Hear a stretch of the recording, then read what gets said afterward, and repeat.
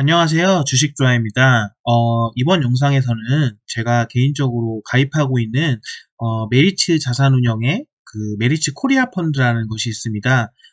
메리츠 코리아 펀드를 제가 이제 유튜브나 블로그에서 많이 말씀을 드렸는데, 이제 저 같은 경우는 퇴직연금을 DB형에서 DC형으로 가입을 하기 전에 뭐 여러 가지 펀드들이 있죠. 뭐 여러 가지 좋은 회사들의 좋은 펀드가 있는데, 그런 어떤 퇴직연금에 이제 제 퇴직금을 가입을 할지 그런 것들을 이제 보는 과정에서 이렇게 이제 어떤 펀드에서 매달 이제 분기별로 뭐 3, 6, 9, 12 분기별로 그 영업 보고서 같은 것들을 결산 보고서 같은 것들을 내는 것을 알게 되었고, 그게 뭐 한 제가 퇴직연금을 가입할 때 5년 전, 뭐 2010 언제 가입했었죠? 2017년 정도에 가입을 했던 것 같은데, 이제 2017년에 가입을 할 때 2016년, 뭐 2015년, 2017년 정도의 그런 영업보고서 같은 것들을 보고서 이제 어떻게 운영을 하는지 그런 것들을 확인을 해보고 이렇게 가입을 했었습니다. 그 중에서 이제 제가 여러 번 말씀드렸듯이 저는 이제 메리츠 코리아의 존니 대표님이 운영하시는 그 펀드에서 이제 가입을 했었는데요.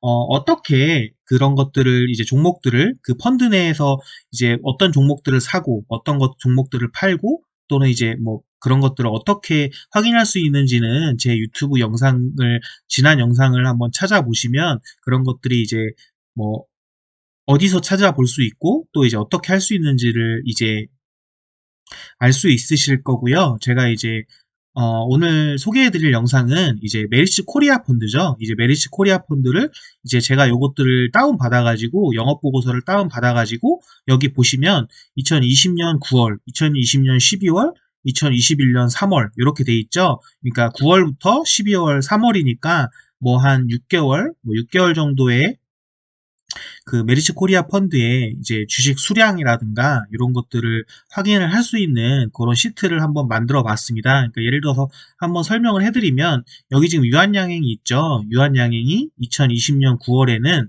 이제 7만 3천 주가 있었는데 12월 달에는 6만 2천 주가 됐고 이제 21년 3월에는 이제 7만 4천 주가 됐습니다. 이제 뭐 한 만 주 정도를 팔았다가 다시 이제 만 주 정도를 샀죠. 그렇게 되고 이제 그때 이제 2020년 9월 기준으로 단가, 그 이제 유한양행의 그 단가, 그러니까 매입 단가가 되겠죠. 이제 매입 단가를 이렇게 적어놨고요. 이제 구분을 좀 쉽게 하기 위해서 이제 하얀색은 9월 거, 이제 노란색은 12월 거, 21년 3월, 올해 3월 거는 이제 초록색으로 표시했습니다. 그리고 이제 거기에 따른 비중이, 비중이라는 것들은, 그러니까 이, 뭐, 2020년 9월 달에 이제 그 금액 기준으로죠. 매입 기준으로, 매입 단가 기준으로, 매입 기준, 금액 기준으로 이제 전체 펀드 내 자산에서 뭐 유한양행 같은 경우는 뭐 1%였죠. 그러니까 예를 들어서 이게 무슨 말이냐면 유한양 당시에 예를 들어서 펀드 내에 100억이 있었다, 1000억이 있었다면 1000억 중에 이제 비중이 1%면 얼마죠? 1000억 중에 1%면 100억 10억이죠. 이제 유한양행을 이제 10억 원어치를 샀다는 것을 의미합니다. 뭐 그런 식으로 이제 간략하게 정리를 해서 저 같은 경우는 이런 식으로 간략하게 이제 정리를 해서 추적을 하고 관리를 하게 됩니다.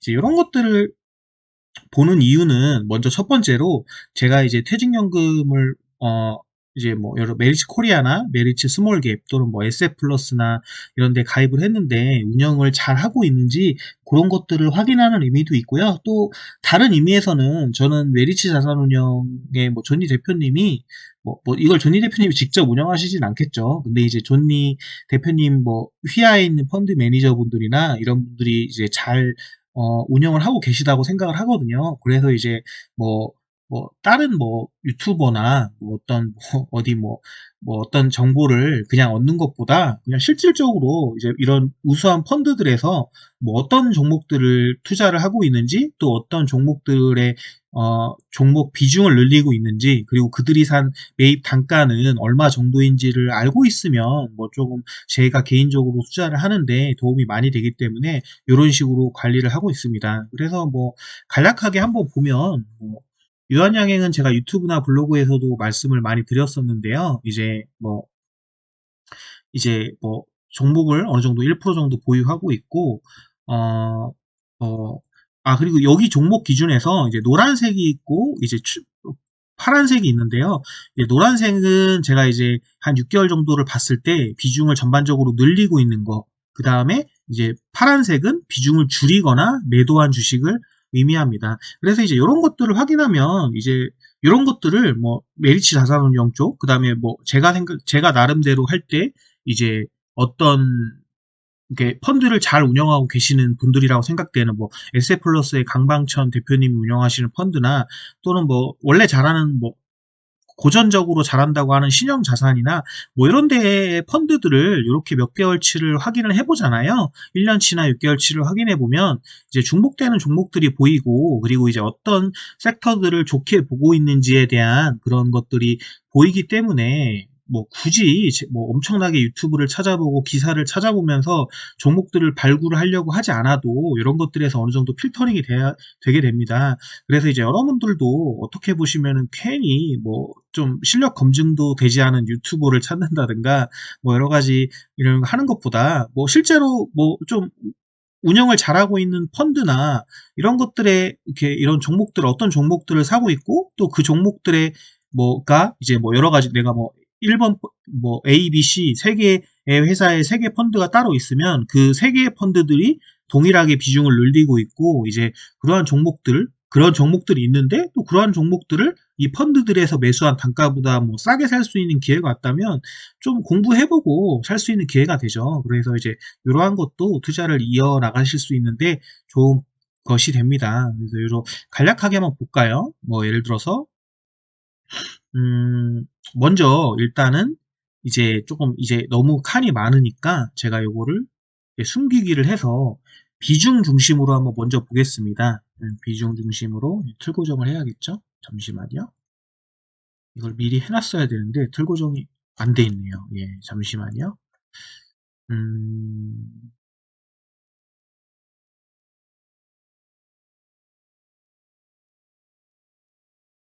틀 고정을 하면 잘못했네요. 틀 고정 취소하고 어디를 틀 고정을 해야 되나요? 됐네요.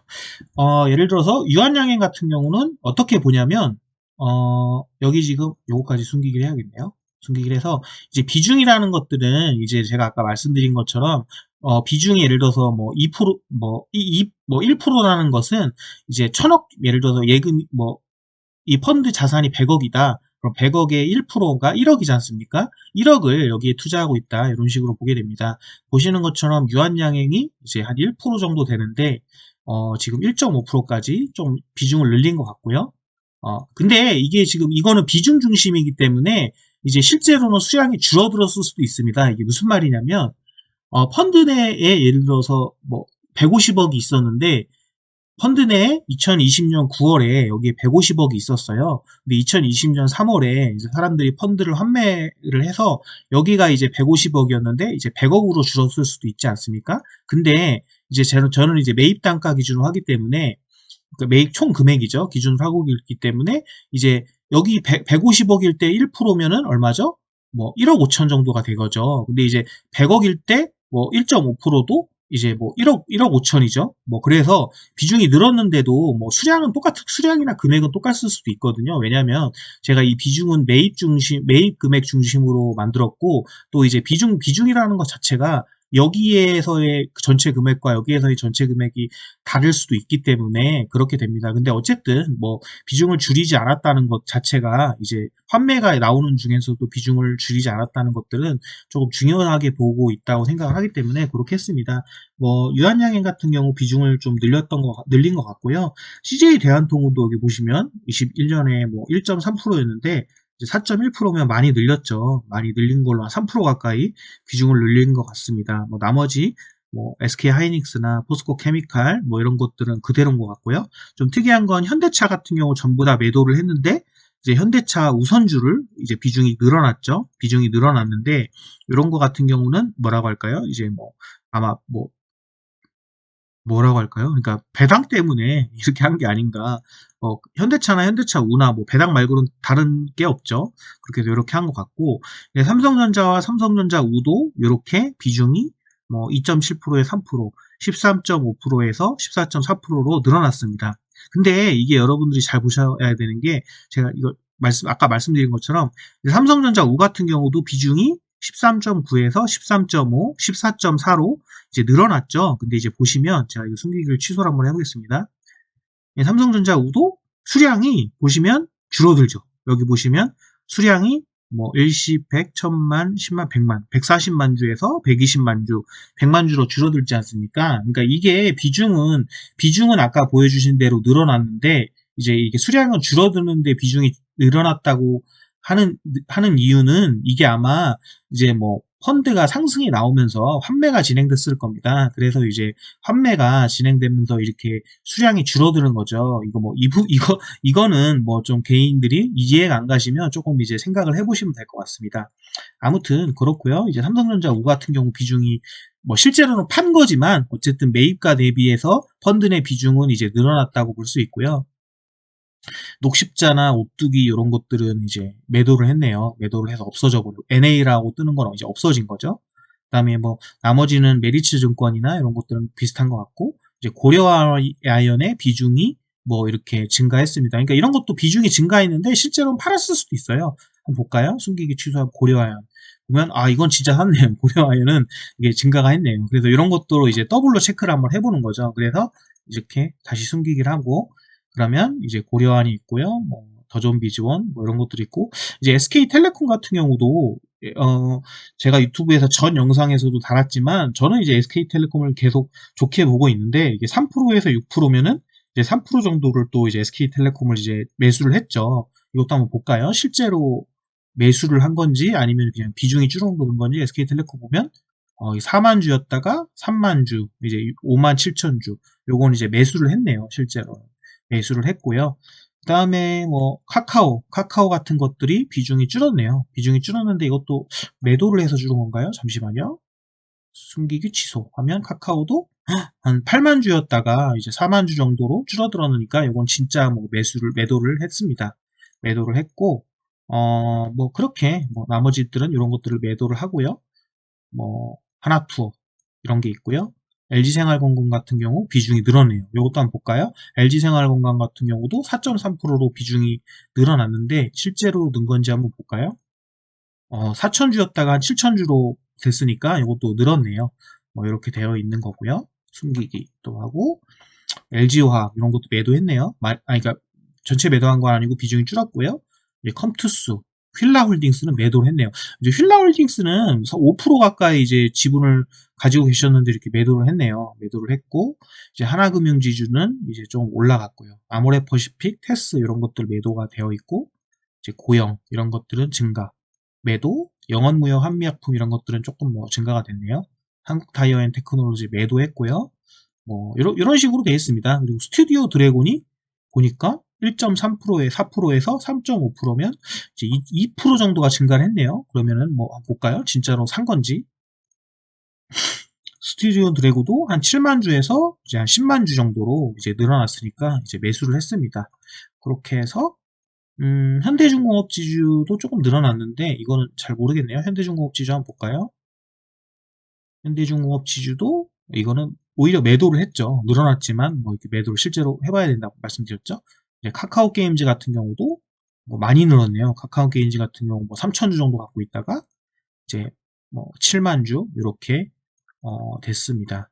이렇게 해서 카카오 게임즈도 비중이 1.3%가 됐고요. 그리고 이제 이렇게 요번 것들은 여기 없었지 않습니까? 비중이 이제 20년 9월이랑 21년 12월 없었던 건 이렇게 새로 뭐 들어온 종목들이죠.